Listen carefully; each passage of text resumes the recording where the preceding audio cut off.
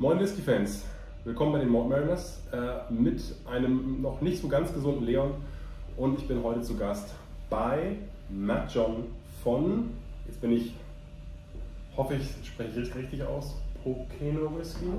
How do you say your whiskey? Pocono Whisky. Pocono Whisky, okay, we switched back to English obviously guys because we will have to do, we don't want to do a German interview obviously, and yeah, Matt, thanks for having me. No problem at all, you're welcome. Really happy to be here. And as before the interview, you asked me what do I know about whiskey, and I said basically nothing. So I'm really curious where you will tell me and obviously the German viewers about, I mean, a pretty decent big whiskey business as far as I can see. I felt like New Zealand is New Zealand is a very young country in terms of whiskey-ish. I was at Matt Thompson's distillery yesterday, and we talked a bit about the history of New Zealand whiskey, and that actually is a lot of history going back. But in the current stage of today's whiskey world, New Zealand is not really the type of country yet that people would say that is something when I think about whiskey. Yeah. So how did the whole story work out for you guys? What made you, or what was the initial idea for you to say, I want to make whiskey in New Zealand? Okay. I think for us it's kind of the culmination of a long journey.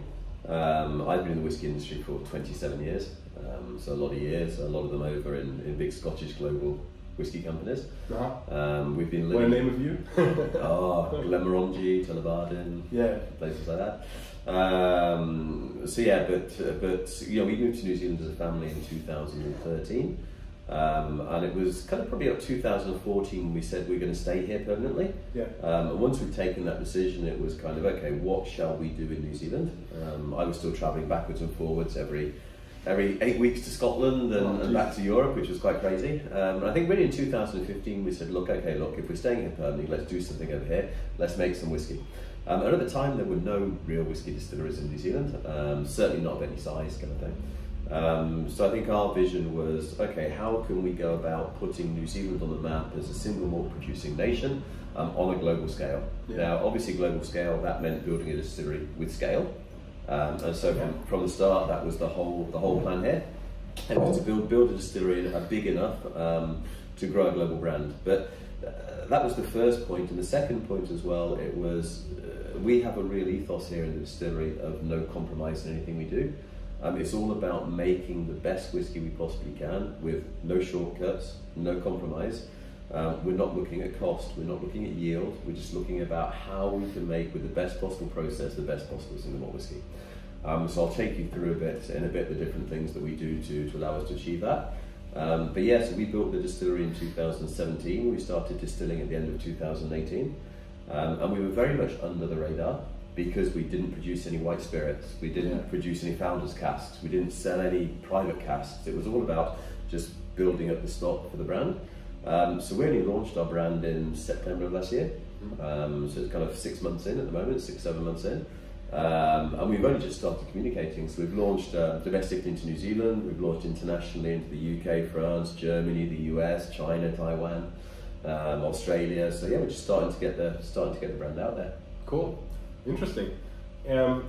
So when you come from, but you were basically educated then in the Scottish whiskey industry, as you said. So do you have a Scottish approach? Because I feel that no. I'll stop you straight away. It's like we're not making Scotch whiskey in New Zealand. So we are making a New Zealand whiskey, and we're proud of making a New Zealand whiskey. You know, we're a Kiwi company. We're now New Zealand citizens as well, so we are a Kiwi operated business as well. And it's all about making a New Zealand whiskey. We're a New World whiskey, we're not an Old World whiskey. And that's really important for us. Okay.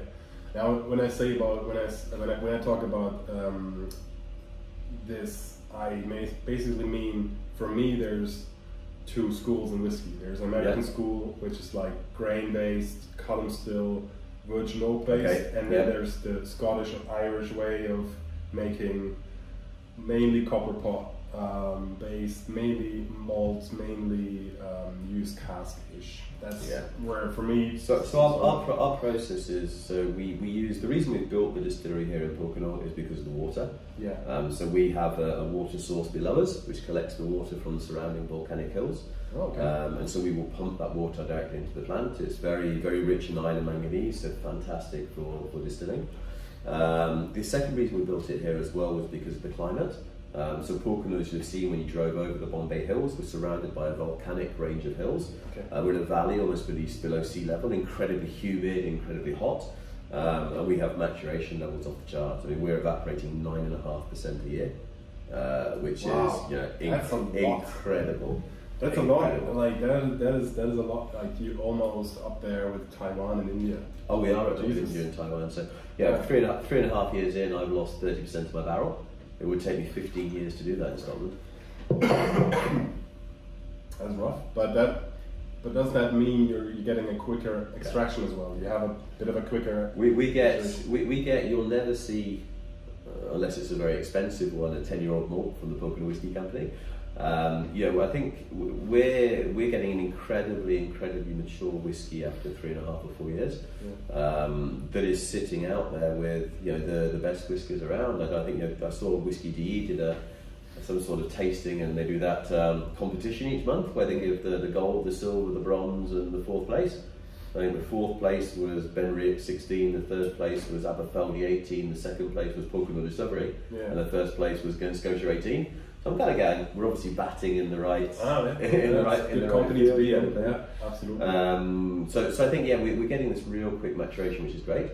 But I think more importantly than that, we're getting a different maturation. So if you think about in Scotland, where you're getting a very slow maturation because there's very little movement inside the barrel because the temperate and the dryness and the high pressures, etc. Our liquids bang, bang, bang, bang like that. But what we are doing is we're not getting as much as the soft oak tannins. In Scotland, over a long maturation, the soft oak tannins will replace the vibrant fruits of the new make over a long period of maturation.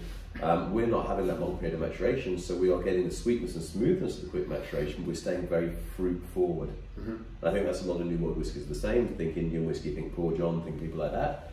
Very fruit forward as well. I think that's a characteristic of New World whiskies, which is pretty cool. When you say New World whiskies, what is your definition of that? Old World is Scotland. Japan's probably somewhere in the middle between old and new. Old World would be Irish. New World is just about everything else. Would you say America is Old World too then? American single malt is New World. Yeah, okay. I'd say. Okay, I get where you're coming from. Yeah. When you're talking about the single malt whiskey, Yeah, okay. So a bit of a progressive approach. Think about Westwood and things that they're doing and stuff like that. I think it's that progression. Westland is really good as well. Yeah. Interesting. Yeah, cool. Okay. So you can sort of walk me mind-wise through the process. We'll do some pictures afterwards. I'll do some filming maybe and show you guys. Maybe I'll insert that afterwards. Brilliant. Definitely the pictures, obviously. But just walk us through your production process. So we've got, so as far as the process is concerned, we batch distill everything. So we bring our grain, so it's New Zealand barley that we use. It's grown in the north of the South Island, malted for us in the south and the North Island. The malted barley we use is Laureate. So we will bring that in big bags of 550 kilos. As you'll see, we'll hoist that over the mill. We'll mill through that in about 25 minutes into our half-ton mash tun. We use the traditional 3 waters. First water at 66, second water at 80, third water at 90. The third water being recycled for the first water of the following mash. We'll do a very long recirculation of the wort, just try and get the wort as clear as we possibly can. We'll then do a slow transfer of that to the fermenters. So we will ferment for 80 hours. Okay. So it's a long ferment. Obviously our primary fermentation is finished at about 40. We double that to allow some secondary fermentation to start.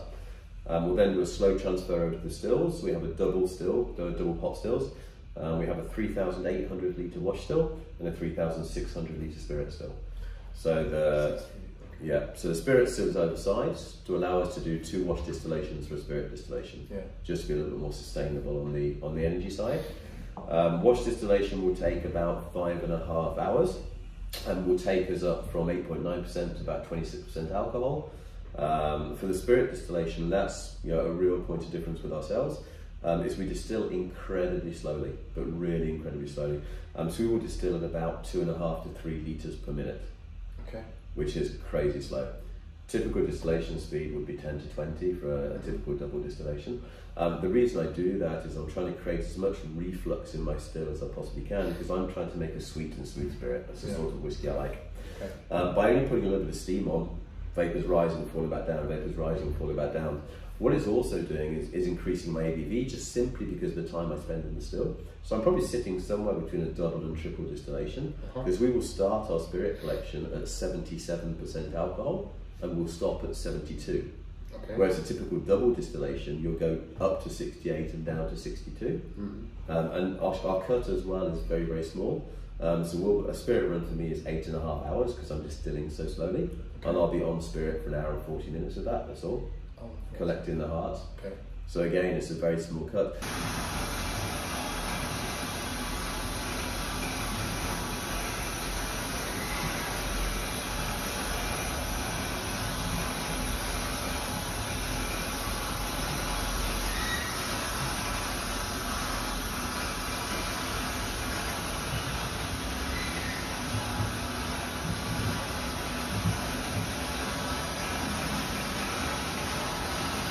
It's all about making the best whiskey we can, as I was saying, with no compromise. So it's going slowly. It's not about yield, it's about the product. It's all about making the whiskey fit for drinking before it goes into the barrel, to let the barrel enhance the whiskey, rather than let the barrel cover a multitude of sins. Yeah, absolutely. And that's kind of our ethos and our... Yeah, interesting. Yeah. Cool. Yeah, I can't wait to try it. Obviously not today, because my nose is absolutely blocked, but... might help with the cold. Yeah, but I have to drive later on. I have to talk to your guys in Germany from, you said Kammerkirch? Yeah, Florian, I'll take you up on that. I'll give you a call. So maybe we can do like a nice review video about your stuff. If you want to do a virtual tasting as well, we can do that. Just happy to do it.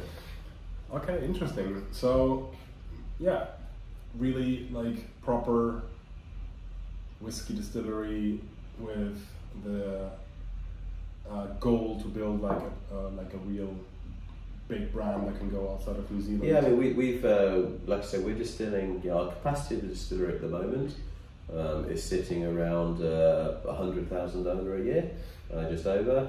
We're adding on some fermenters next year, which take us to $250,000. So yeah, we're a decent size, by far the biggest distillery in New Zealand, but a kind of decent size even on the kind of craft global scale. So. Yeah, fantastic. Yeah, interesting.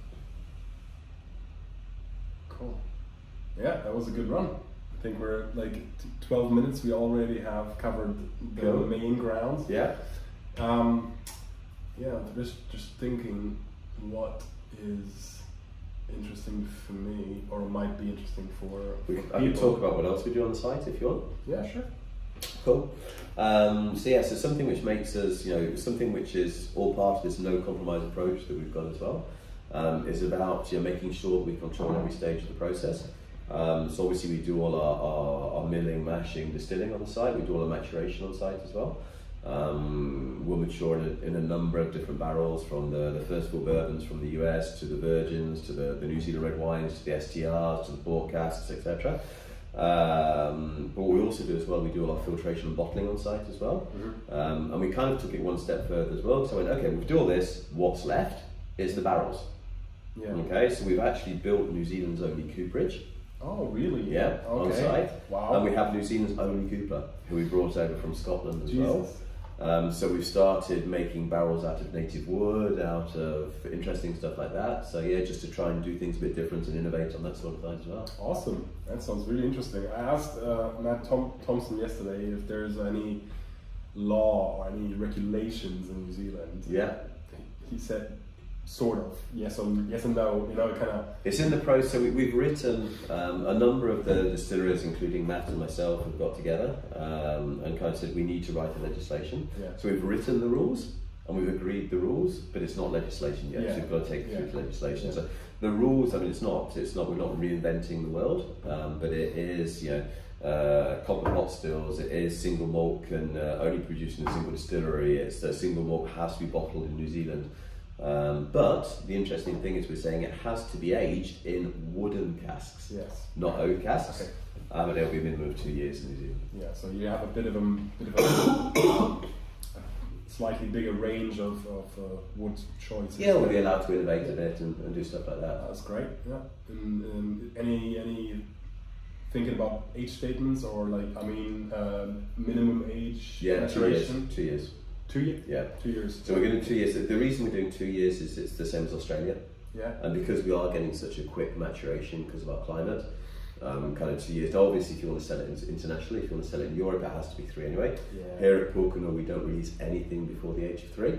But it's just to allow a bit more flexibility for the smaller distillers who want to sell locally in the domestic market to try and get them a bit of cash flow earlier on. Okay. Yeah, it sounds like a decent idea. I mean, because if you look at American-made whiskies, for example, like I said, if you use a column in fresh oak, you can easily produce whiskey that is finished after 1 or 2 years. Yeah, completely. But so you stick to the 3 years rule, basically. Everything here is a minimum of 3. Yeah.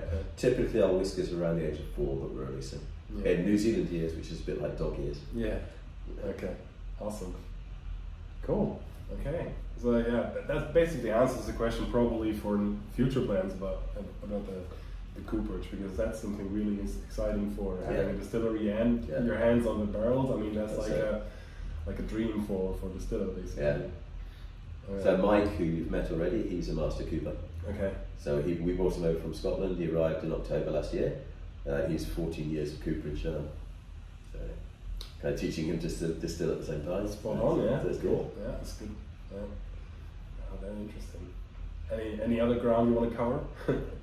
No, I think that's. I mean, obviously the type of whiskey that we're making. So the type of whiskey we're making is a very sweet and smooth whiskey. We're very, very fortunate that I think here we do seem to have a very fruit-forward whiskey in New Zealand anyway.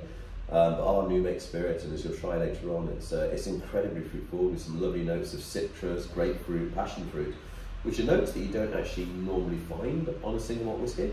So actually we've got something which is a little bit different and allows us to differentiate from New World as well to Old World, I think, which is really cool. Cool. Fantastic. Yeah, great. I think that's basically it. I think that's our interview covered. I'll definitely insert a couple of shots from the distillery in here, because there's a lot of interesting stuff to see. I already have a peek at the pot stills. They look fantastic. Let's go for a wander around the whole plant. And we'll definitely have a look around now and put that in there later on. And before we do that, I will say goodbye to you guys. Schön, dass ihr dabei wart. Kauft Pōkeno Whisky, trinkt Pōkeno Whisky und unterstützt den australischen und natürlich den neuseeländischen Whisky. Und das war's von mir. Bis später.